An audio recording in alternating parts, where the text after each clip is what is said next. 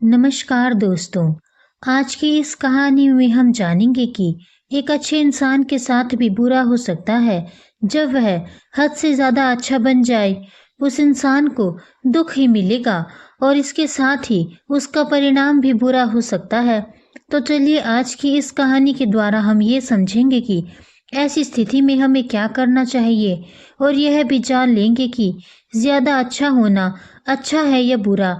तो चलिए शुरू करते हैं। बहुत समय पहले की बात है। एक गांव में एक धनी जमींदार रहता था। वह बहुत ही दयालु था। इतना बड़ा जमींदार और इसके साथ ही बहुत धन संपत्ति होने के बावजूद वह एक भोला और दान करने वाला इंसान था। वह हर किसी की मदद करता था। उसके मन में लोगों के प्रति प्यार और दया की भावना इस तरह थी कि वह किसी का भी दुख नहीं देख पाता था। उसके इतने दयालु और भोलेपन की वजह से उसके आसपास के लोग उसकी इसी बात को उसकी कमजोरी समझकर उसका फायदा उठाते थे। कुछ लोग उस जमींदार के सामने झूठ मूठ का रोना रोकर उससे पैसे उधार ले जाते थे। जब वह जमींदार उन लोगों की दुखी हालत देखता और उनकी परेशानियां सुनता तो उसका मन भर आता। और जब वह लोग उससे कहते कि मुझे थोड़ा धन उधार चाहिए, आप मेरी मदद कीजिए, तो मैं आपका एहसान कभी नहीं भूलूंगा, तो वह मना नहीं कर पाता था। जमींदार यह सोचकर धन दे देता कि अभी इसका बुरा वक्त चल रहा है, इसको मेरी मदद की ज़रूरत है, बाद में यह पैसे लौटा देगा। धीरे धीरे वक्त गुजरता गया। इसी तरह कुछ लोग जमींदार के आगे बिना बात का रोना रोते और उसका धन ले जाते और कभी वापस नहीं करते। जमींदार भी कभी धन वापस नहीं मांगता था। उसको लगता था कि जब इसका बुरा वक्त गुजर जाएगा तो धन वापस कर देगा। लेकिन कहते हैं ना कि हर सुबह के बाद रात होती है, हर सुख के बाद दुख आता है। ठीक उसी तरह उस जमींदार के साथ भी ऐसा ही हुआ। धीरे धीरे उसका धन कम होने लगा। धन कम होने की वजह से उसके पास खेती बाड़ी के लिए और मजदूरों की ज़रूरत का सामान देने के लिए पैसे कम पड़ने लगे और इसकी वजह से उसके खेतों में काम करने वाले मजदूरों की कमी होने लगी। क्योंकि जो चीज़ें उन मजदूरों को चाहिए थी वह सब तो उस जमींदार के पास खत्म होने लगी थी और उस सामान को लाने के लिए अब उसके पास इतना धन भी नहीं बचा था। धीरे धीरे उस जमींदार का धन समाप्त हो गया। एक समय था जब वह जमींदार अपने गांव के अमीर लोगों में से आता था, पर आज उसके पास पैसे नहीं थे। ऊपर से ढेर सारा कर्ज उसे बाजार से लेना पड़ा। उसे समझ नहीं आ रहा था कि वह क्या करे। उसी दौरान एक महात्मा उसी गांव में प्रवचन के लिए आए हुए थे। उसने उन महात्मा के बड़े चर्चे सुन रखे थे। उसे यह पता था कि उसके बहुत मित्रों ने उनके पास जाकर अपने जीवन के लिए सही मार्गदर्शन लिए हैं और वह जो ज्ञान देते हैं उससे कई लोगों की जिंदगी सुधर चुकी है। यह सब सोचकर उसने निश्चय किया कि अब वो भी उन महात्मा के पास अपनी समस्या का हल पूछने जाएगा। यही सोचकर वह अगले दिन उन महात्मा से मिलने के लिए उनके आश्रम में चला जाता है। वहां जाकर वह जमींदार महात्मा को प्रणाम करता है और कहता है, हे महात्मा, मुझे मेरी समस्या का निवारण चाहिए। महात्मा कहते हैं, पूछो क्या पूछना है। फिर वह उन्हें सारी बातें बताता है कि कैसे वह लोगों की मदद करके अमीर से गरीब हो गया, कैसे उसने लोगों की बुरी हालत देखकर उनकी मदद करने के लिए अपने पैसे दे दिए और आज वह खुद ज़रूरतमंद हो गया है। महात्मा उसकी सारी बातें ध्यान से सुनते हैं और कहते हैं कि तुम बहुत ही ज़्यादा सीधे और दयालु हो। ज़रूरत से ज़्यादा सीधा होना भी हमारे लिए मुसीबत पैदा कर सकता है। फिर महात्मा कहते हैं, तुम लोगों की मदद इसलिए करते थे ताकि वह मुसीबत से बाहर निकल सके, लेकिन लोगों ने इसका फ़ायदा उठाया और तुम्हें ठगने का काम करते रहे। जब जमींदार कहता है, हे महात्मा, आप बिल्कुल सही कह रहे हैं। मेरे दुखों का कारण मेरा ज़्यादा सीधा होना, सरल होना और दयावान होना ही है, लेकिन अब मैं क्या करूं? मुझे कोई रास्ता बताइए। क्या मैं बुरा बन जाऊं, निर्दयी हो जाऊं? क्या अच्छाई करने की कोई कीमत नहीं इस दुनिया में? क्या मदद करने से या किसी का भला करने से बस यही परिणाम मिलता है? तब महात्मा कहते हैं, नहीं, तुम्हें यह सब नहीं करना है। कई बार तुमने देखा होगा कि जो व्यक्ति ज़्यादा अच्छा होता है उसे उतना ही ज़्यादा दुख मिलता है। इसका सीधा कारण है कि वह अपने अधिकारों को सामने वालों की इच्छाओं से कम दर्जा देता है। हमें बस यह सीखना है कि कभी-कभी हमें भी अपनी बात रखने का अधिकार है और हमें अपने अधिकारों की रक्षा करनी चाहिए। इसलिए हमें अच्छे इंसान बने रहने के साथ-साथ अपने अधिकारों की रक्षा करना भी सीखना होगा। अगर कोई हमारा गलत फ़ायदा उठा रहा है, तो हमें उसका सामना करने के लिए सही तरीके से खड़े होना ज़रूरी है। यही एक अच्छे और सच्चे इंसान की पहचान होती है। तब वह ज़मींदार कहता है, हे महात्मा, मुझे आपकी बात कुछ-कुछ समझ आ रही है, लेकिन अभी भी मैं पूरी तरह नहीं समझा। इस पर महात्मा कहते हैं कि चलो मैं तुम्हें एक कहानी सुनाता हूँ। उसके बाद तुम्हें समझ आ जाएगा कि तुम्हें क्या करना है और क्या नहीं करना है। बहुत समय पहले की बात है। एक जंगल में एक भेड़ रहती थी। उस भेड़ ने एक मेमने को जन्म दिया। वह मेमना बहुत ही सुंदर था। उसके शरीर पर बहुत ही चमकदार घने बाल थे। वह बहुत ही सुंदर लगता था। वह भेड़ भी अपने बच्चे से बहुत प्रेम करती और उसकी बहुत अच्छे से देखभाल करती थी। भेड़ अपने बेटे को अच्छी-अच्छी बातें सिखाती, लेकिन भेड़ के ज़्यादा लाड़ प्यार के कारण मेमना बिगड़ता जा रहा था। उसकी माँ उसे अच्छी शिक्षा देती थी, उसे अच्छे से रखती थी, दिन रात उसका पूरा ख्याल रखती थी। लेकिन मेमना दिन प्रतिदिन शैतान और ज़िद्दी होता चला गया। वह अपनी माँ की किसी भी बात को ध्यान से नहीं सुनता था और ना ही किसी बात पर ध्यान देता। उसे हर पल ऐसा ही लगता कि मेरी माँ मेरा इतना ख्याल रखती है और इसी कारण वह खुद की जिम्मेदारी नहीं लेता था। यह सोचकर कि उसकी माँ उसे किसी भी संकट से निकाल लेगी, वह धीरे धीरे गैर जिम्मेदार होता जा रहा था और अब उस भेड़ का लाड़ और प्यार उसी के मेमने के अच्छे और जिम्मेदार बनने में रुकावट बन गया था। फिर एक दिन वह मेमना घूमता घूमता पास के जंगल में जा पहुंचा। वह मेमना पहली बार उस जंगल में गया था। वह जंगल की सुंदरता को देखकर हैरान रह गया। उसने कभी इतनी सुंदर जगह नहीं देखी थी। इतने सुंदर पौधे, रंग बिरंगे फूलों को देखकर उसे बहुत अच्छा लगा। फिर उसने झाड़ियों की कुछ पत्तियां खाई। अब तो वह मेमना रोज जंगल में जाने लगा और वहां जाकर पेड़ पौधों को नुकसान पहुंचाता। उसने उनकी पत्तियां तोड़ी, उनके फूलों को नोचा, फूलों को खाया और कुछ को तोड़कर जमीन पर डाल दिया। उस मेमने को इस बात की बिल्कुल भी परवाह नहीं थी कि वह क्या कर रहा है। उसको इस बात का पता ही नहीं था कि जंगल में कोई खतरा भी है। वह तो मस्त मौला होकर जंगल में उछल कूद कर रहा था और पौधों को खूब नुकसान पहुंचा रहा था। लेकिन जब उस मेमने की माँ उस भेड़ को इस बारे में पता चला कि मेमना हर रोज जंगल जाता है, तो वह घबरा गई और मेमने को अपने पास बुलाकर समझाने लगी कि तुम जंगल में मत जाया करो, वहाँ पर बहुत सारे जानवर हैं, वो तुम्हारे ऊपर हमला कर देंगे और तुम्हें खा जाएंगे। लेकिन माँ की बात का उस पर कोई असर नहीं हुआ, बल्कि वह मेमना अपनी माता से कहने लगा कि माँ, जो भी मेरे सामने आएगा वह मुझसे बहुत मार खाएगा और फिर वह बहुत पछताएगा। इसके बाद मेमना फिर से जंगल की तरफ भाग गया। उसे अपनी माता की कही बातें झूठी लगने लगी। हर रोज की तरह उस दिन भी वह उछल कूद करने लगा और पेड़ पौधों की पत्तियां तोड़कर नीचे गिराने लगा। कभी फूलों को तोड़ता, कभी पेड़ों को खूब नुकसान पहुंचाता। लेकिन उस दिन उस जंगल में एक शेर पहुंचा। वह बड़ा ही दयालु था। उस शेर का मानना था कि कमजोर प्राणियों को नुकसान पहुंचाना ठीक नहीं है। शक्तिशाली होने का मतलब यह नहीं कि मैं किसी कमजोर प्राणी पर शक्ति का प्रयोग करूं। वह शेर उस जंगल में घूमने लगा। घूमते घूमते वह वहां पर पहुंचा जहां पर वह ना समझ मेमना शैतानी कर रहा था।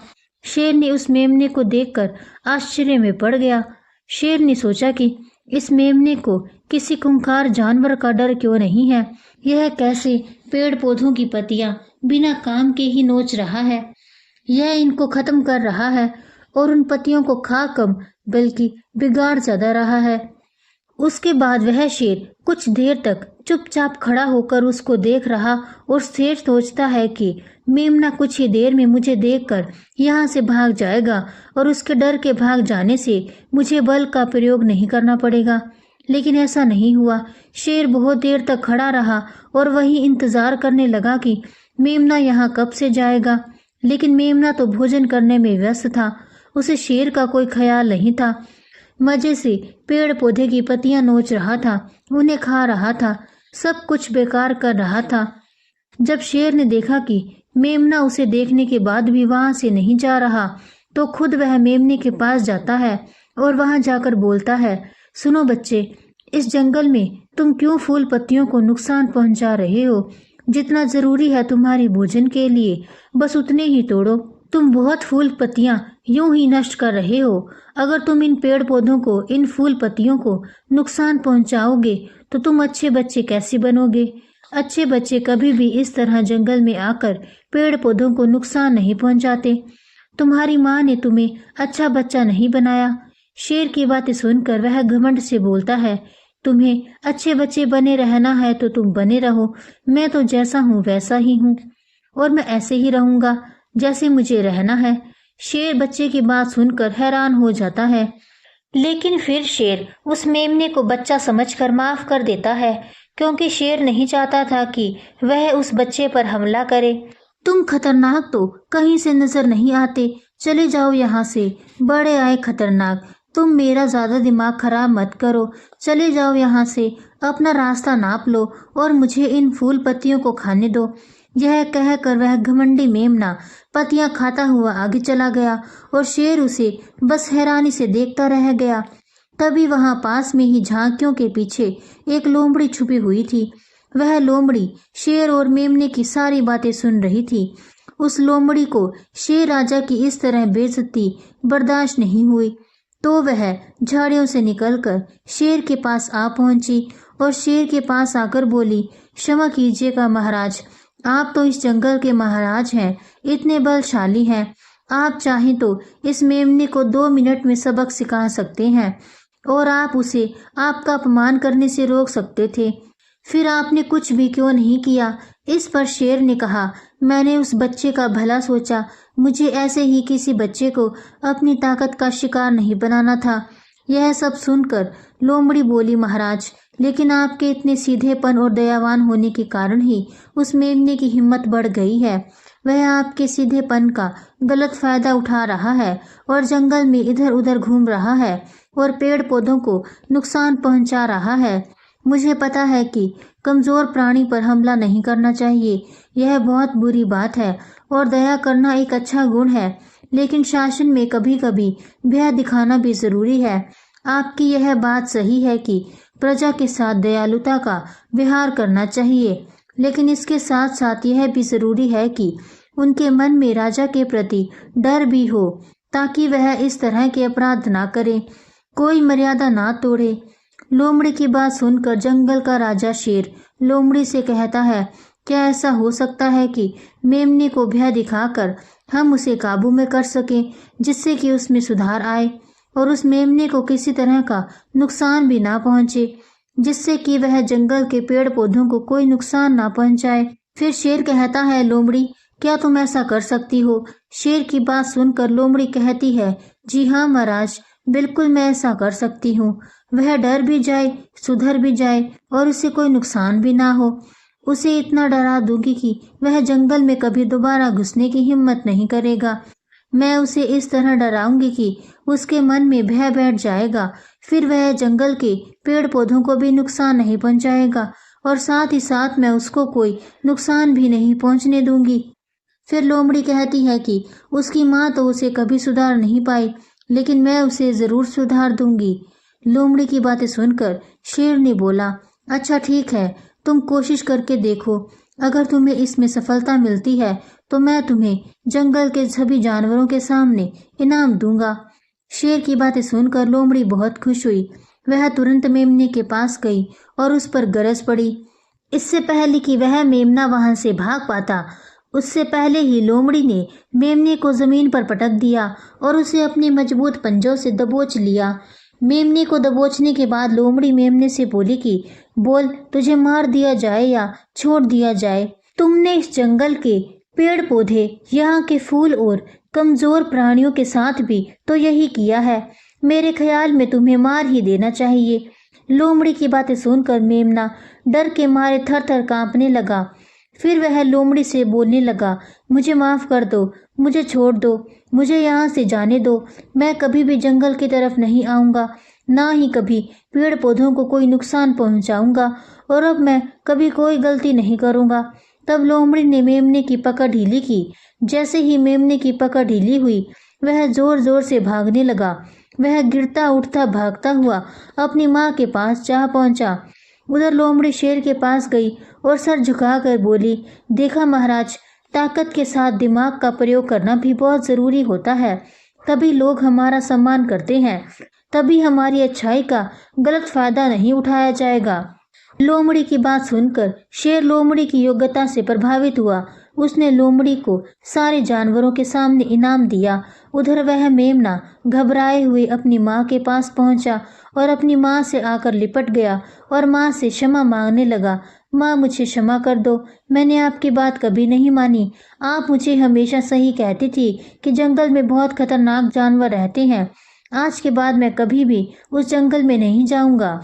इसी तरह यह कहानी समाप्त करते हुए वह महात्मा जी उस जमींदार से कहते हैं, देखा बेटा, इतने अच्छे मत बनो कि लोग तुम्हें खा जाए, और ना ही इतने कड़वे बनो कि लोग तुम्हें खाए ही नहीं।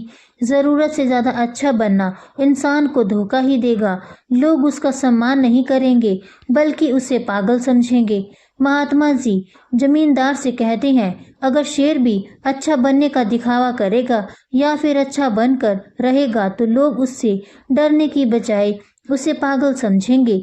जमींदार को समझाते हुए वे महात्मा बोले, अगर हम ज़्यादा अच्छे बनकर पेश आते हैं तो लोग हमारी अच्छाई का फायदा उठाने लगते हैं। तुम लोगों की भले बनकर उनकी मदद करते हो, वही लोग भोले बनकर तुम्हें ठगने की कोशिश करेंगे। तुम्हें लोगों की मदद करना छोड़ना नहीं, बल्कि समस्या सुनकर उसे धन देने की बजाय उन्हें समाधान देने की कोशिश करो। अगर धन की आवश्यकता पड़े तो थोड़ा बहुत धन दे सकते हो, लेकिन हर समस्या का समाधान धन से करने की बजाय निवारण से करो। इससे वही लोग तुम्हारे पास समस्या लेकर आएंगे जिनको हकीकत में दिक्कत है। पैसे ठगने वालों से तुम्हें मुक्ति मिल जाएगी। जमींदार महात्मा जी को प्रणाम करता है और धन्यवाद कहकर वहां से चला जाता है। फिर वह वैसा ही करता है जैसा महात्मा जी बताते हैं, और कुछ ही सालों में वह पहले जैसा धनवान बन जाता है। इसी के साथ आज की यह कहानी समाप्त होती है। अगर आपको आज की यह कहानी पसंद आई है तो इस वीडियो को लाइक करें, सबके साथ शेयर करें और मेरे चैनल को सब्सक्राइब ज़रूर कीजिएगा। धन्यवाद।